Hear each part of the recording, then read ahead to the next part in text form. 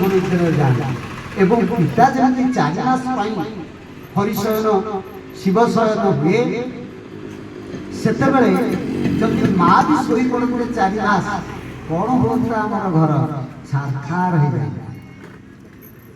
ତେଣୁ ମାଙ୍କର ବିଶ୍ରାମ ନାହିଁ।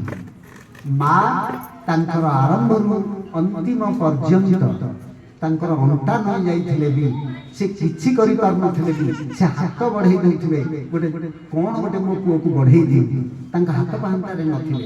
ତେଣୁ ମାଙ୍କର ଯେଉଁ ଅପାର କୃପା ଅପାର କରୁଣା ସେଥିରୁ ଆମେ କେହି ମୁକ୍ତି ହେଇପାରିବାନି, ତାଙ୍କର ଋଣ ଶୁଝି ପାରିବା ନାହିଁ।